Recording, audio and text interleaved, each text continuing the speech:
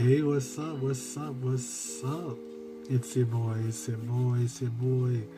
over at SD Vlogs. It's Stan.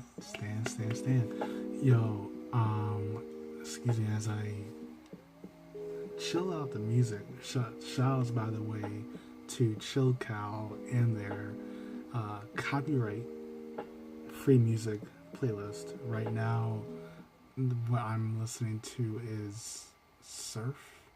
Take Care. That's what's playing on the playlist.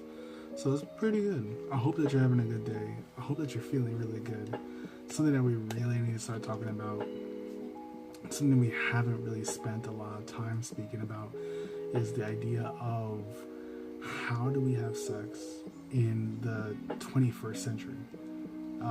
That's something we don't necessarily spend a lot of time doing, having that conversation and making sure that we are aware of those answers and implementing them. So let's break it down. Just like in our last video, in how we broke that down, it's the step by step on how to love ourselves. We're gonna do the same thing here. So I'm gonna say what those steps are. There actually are four things that I'm gonna mention, and then we'll get into them. Sounds cool. So first we have the problem of we are too easily satisfied with the instant access, with the clicking, the instant gratification, and with sex, or as I'm going to call them, as I'm going to refer to it, physical communication. It's not that simple. It can't. I mean, and I'll get into that. The next one is we are too distracted to do with our to-do lists from our days to make time for something that in certain cases can take a long time. I'm not saying that every encounter of physical communication or sex is going to be a long amount of time to be dedicated to, but sometimes it will. There is quick sex that you can have, quick physical communication that you can have, but you get the idea. So we lack the insight to see that's a two-person story, where that involves energy, and the energy has to match. If the energy is not matching, then what type of situation you're dealing with? It's not a good one. It's not. I mean, we know it's really not a good situation that you want to be in. And something that when I say we, partly something that millennials deal with, and it's something that other generations deal with as well. But we have not been taught what intimacy looks like. We haven't been taught that. So let's go back. Let's go back to the first one. We are too easily satisfied during our day with our daily activities.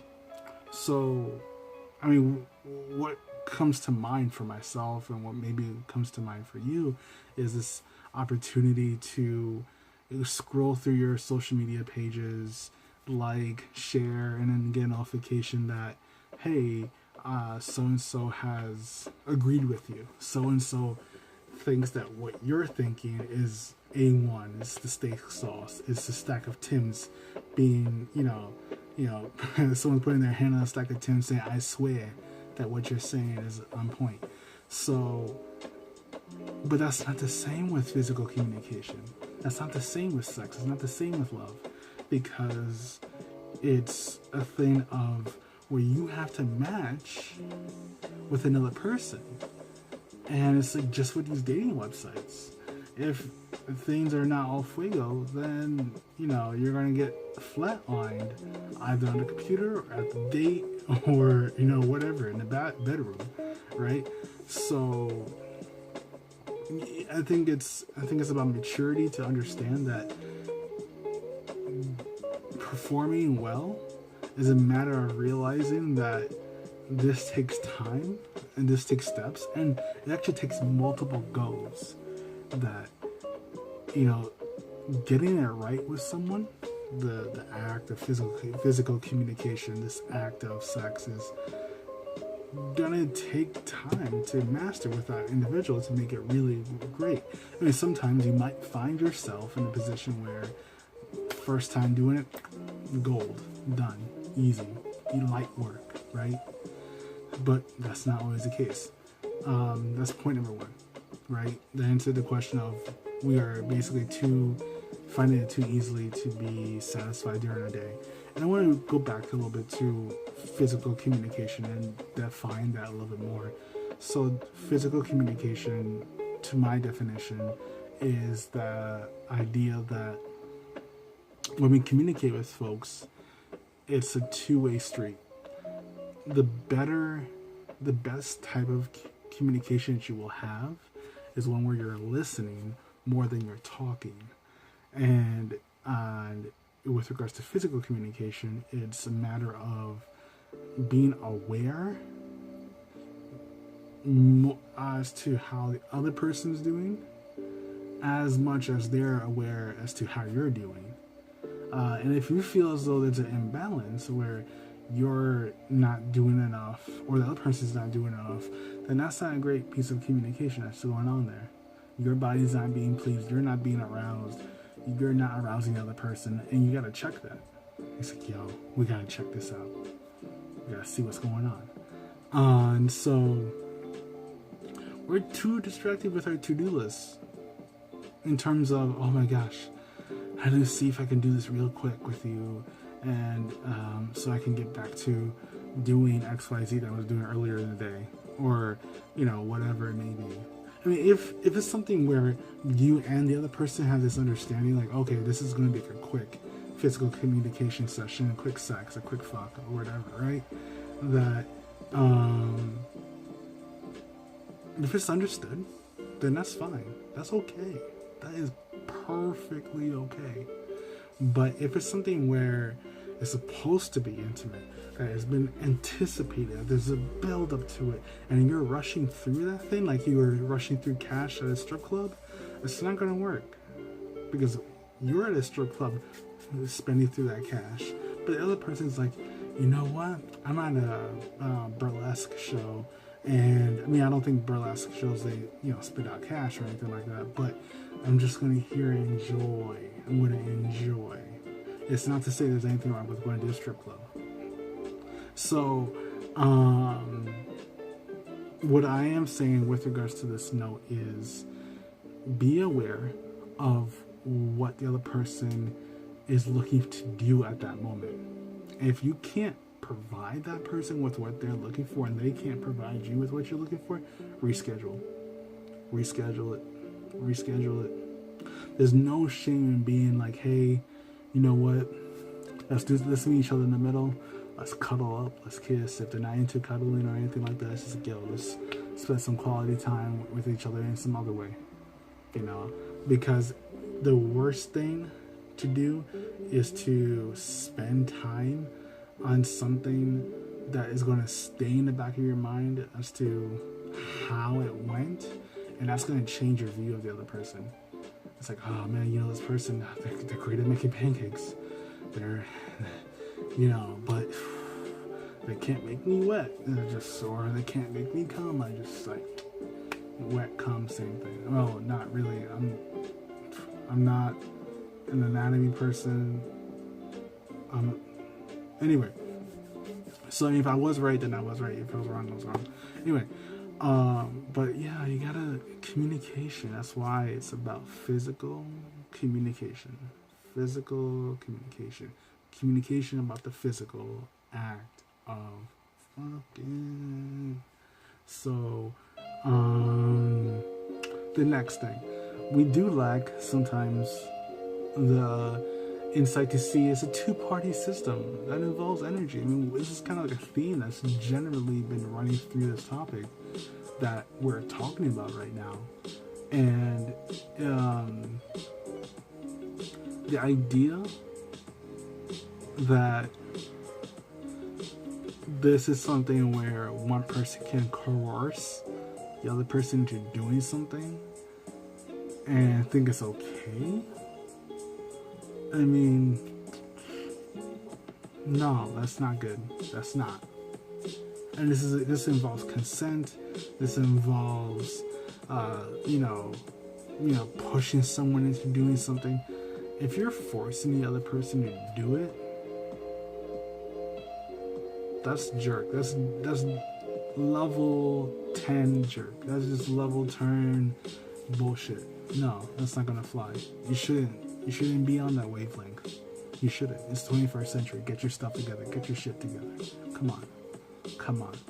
So, see what the other person's feeling. Foreplay in certain situations with certain types of people, it's a plus. It's a necessity. Do your research. Do your research with the other person. I mean, if it's a one night stand, I get it. It's not like you're gonna, just say, hey, wait, let's spend 10 minutes where we can just, do some foreplay research and see what we like. And if you do that, that's cool. Right?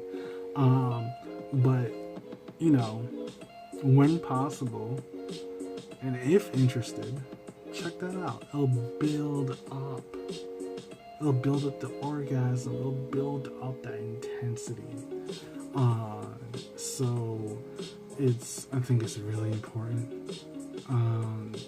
to have that fluid energy that matches each other. You dig what I'm saying?